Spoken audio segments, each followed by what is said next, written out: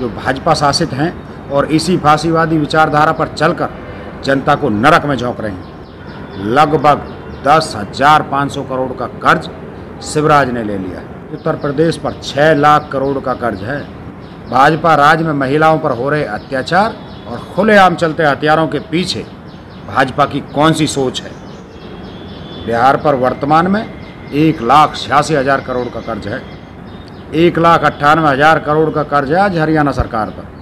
मतलब भाजपा कार्यालय बनाना, संघ कार्यालय बनाना, कलेक्ट्रेट बिल्डिंग नहीं बनाना। मुख्यमंत्री भाजपा का है तो पूरा प्रदेश भाजपा का गुलाम हो जाता है। अगर नाक जरूर से ज़्यादा बड़ी हो जाए तो काटनी ही पड़ती है। अब भाजपा की नाक कटाई शुरू हो गई है। अभी पंजाब में हुआ है और भाजपा के अहंकार को कुचल दें। हर चुनाव में भाजपा के खिलाफ वोट डालें कि देश की जनता को तकलीफ दोगे तो एक दिन आपका वजूद खत्म हो जाए।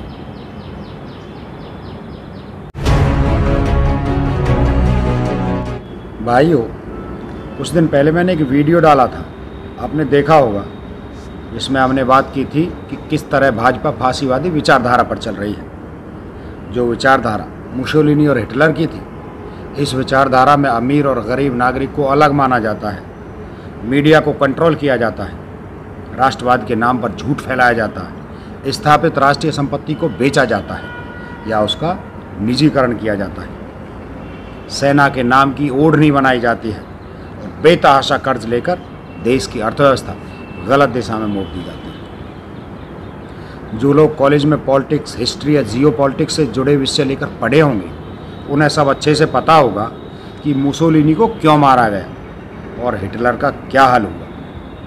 खैर, आज इस संदर्भ में हरियाणा सहित उन राज्यों पर बात करेंगे जो भाजपा शासित हैं और इसी फांसीवादी विचारधारा पर चलकर जनता को नरक में झोंक रहे हैं। पहले बात करते हैं पैसे की दम पर बनाई गई मध्य प्रदेश सरकार की। मध्य प्रदेश सरकार ने हाल ही में 1,000 करोड़ का लोन लिया है और जब से पिछले मार्च में लॉकडाउन रोककर सरकार बनाई गई, तब से लेकर अभी तक लगभग 10,500 करोड़ का कर्ज शिवराज ने ले लिया है। अब इसका बोझ किस पर है? मध्य प्रदेश की जनता पर है। उत्तर प्रदेश की बात करें तो आज उत्तर प्रदेश पर 6 लाख करोड़ का कर्ज है। शिक्षित राज्यों में 29वें नंबर पर आने वाला उत्तर प्रदेश भारत सरकार की सबसे ज़्यादा मदद पाने वाला राज्य है, लेकिन आज यहाँ लगभग 39% लोग गरीब हैं और सिर्फ 22% लोग ही शहरी क्षेत्रों में रहते हैं।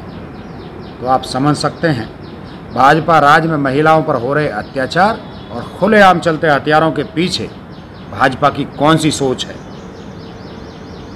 बिहार में देखें तो 30% जनता तो गरीबी रेखा के नीचे जी रही है। शहरी क्षेत्र में भी 32% नागरिक गरीबी में जीते हैं। बिहार पर वर्तमान में 1,86,000 करोड़ का कर्ज है। मतलब जनसंख्या के हिसाब से देखें तो हर वयस्क नागरिक पर 25,000 रुपये का कर्ज है।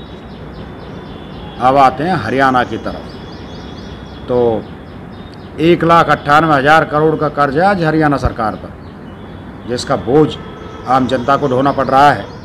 यह कर्ज 2014 में 70,000 करोड़ था और अभी अभी 5,000 करोड़ का कर्ज और लिया है खट्टर साहब ने। ये कर्ज अब कुल मिलाकर लगभग 2 लाख करोड़ हो गया है।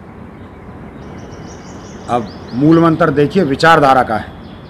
मिटाकर बनाना तो बहुत आसान काम है, लेकिन बनी बनाई रचना में सुंदरता और सुविधा ले आना ज़्यादा दिमाग वालों का काम है, जो भाजपा के किसी भी मुख्यमंत्री में नहीं है। बेरोजगारी हरियाणा की सबसे बड़ी समस्या है। हमारे युवा साथी काम के लिए अपनी क्वालिफिकेशन से छोटा काम करने के लिए भी तैयार हैं, लेकिन खट्टर साहब वो भी नहीं कर पा रहे। भाइयों, कर्ज का मंत्र समझोगे तो भाजपा की असलियत हमारे सामने आ जाएगी। हम और आप कर्ज क्यों लेते हैं? 2 वजह होती हैं। पहली ये कि हमारी ज़रूरतें ज़्यादा हों और इनकम कम, या अपनी पहुंच से बाहर की सुविधाएं या साधन जोड़ना चाहते हो। लेकिन राज्यों के स्तर पर देखें तो ज़रूरतें तो चुनाव के पहले भी पता होती हैं, तो इनकम बढ़ाने पर जोर क्यों नहीं दिया जाता? फिर दूसरी वजह देखें तो दिखावे के लिए, मतलब भाजपा कार्यालय बनाना, संघ कार्यालय बनाना, कलेक्ट्रेट बिल्डिंग नहीं बनाना, park garden divider, metro rail या बड़े बस स्टैंड बनाना, जिनकी ज़रूरत नहीं है वो बिल्डिंग बनाना और जनता को दिखाना। ये लगभग सामान्य बुद्धि वाले आम आदमी की तरह सोच है, जबकि समझदार आम नागरिक और समझदार मुख्यमंत्री दोनों ही कर्ज के पैसे से सुविधाएं नहीं खरीदते, दिखावे नहीं करते।